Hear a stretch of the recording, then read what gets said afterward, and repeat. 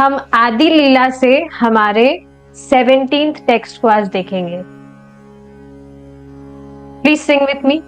श्रीमान रास रसारंभी वंशी वट तट स्थितः कर्षण वेणु स्वनिर्गोपीर गोपीनाथः श्रेयस्तुनः।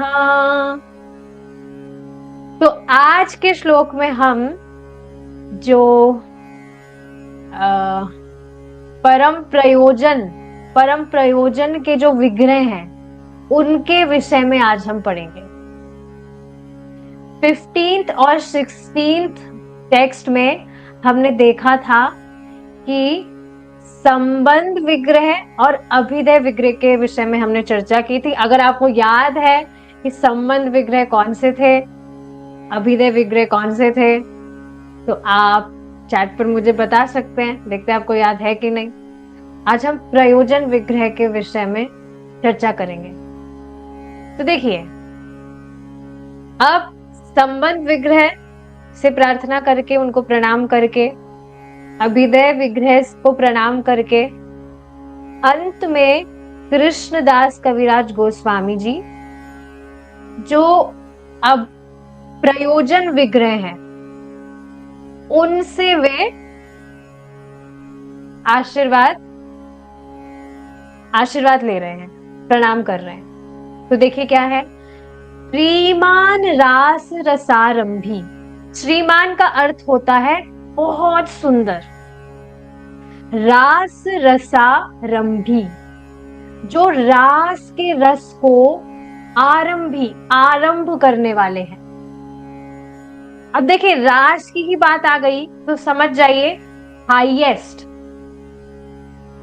जो रस है भगवान के साथ में 6 प्रदान के रस होते हैं जिससे भक्त आदान प्रदान करता है। तो जो हाईएस्ट रस है वो है माधुर्य रस, और उसी रस को देने के लिए तो चैतन्य महाप्रभु आए हैं। तो जो रस के रस को आरंभ करने वाले हैं, वंशी वट तट स्थितः, जो वंशी तट पर स्थित है, एकदम इजी है। कर्षण वेणु स्वनेर गोपीर, जो अपनी वेणु यानी कि बांसुरी की धुन से गोपीर, स्वनेर गोपी, गोपी के समूह को, स्वनय का मतलब हुआ ध्वनि, अपनी वेणु की ध्वनि से गोपियों के समूह को आकृष्ट कर रहे हैं। कर्षण का अर्थ होता है आकृष्ट करना, टू अट्रैक्ट। वो कौन है? गोपीनाथः। गोपीनाथः श्रेयस्तुनः, वो गोपीनाथ हमको आशीर्वाद दे, अपने चरणों के प्रेम के प्रति की प्राप्ति करा दे। तो ये प्रयोजन तत्व के विग्रह हो गए कि नहीं?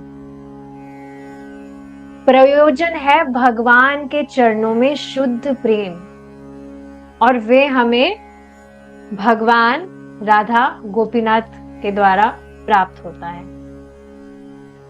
तो यहाँ पर ये स्पष्ट हुआ होगा कि जिस तरह से कृष्ण अपनी बांसुरी की मधुर ध्वनि से गोपियों को आकृष्ट करते हैं, उसी तरह वे, यहाँ पर श्रीला कृष्णदास कविराज गोस्वामी लिखते हैं कि उसी तरह से जो पाठक है, यानी कि जो इन श्लोकों का पठन कर रहा है, पढ़ रहा है, पढ़ा रहा है, श्रवण कर रहा है, जो कुछ भी है इसके संपर्क में आ रहा है, तो उसी तरह से जिस तरह से गोपियां आकृष्ट होती है भगवान की बांसुरी की धुन से, उसी तरह से वह पाठक के मन को आकृष्ट करे भगवान के चरणों के प्रति। पाठक का जो हृदय है वो भगवान के चरणों के प्रति आकृष्ट हो। तो इन श्लोकों के द्वारा कृष्णदास कविराज गोस्वामी जी का भी हमें आशीर्वाद प्राप्त हो रहा है। So blessing is everywhere. Just count it.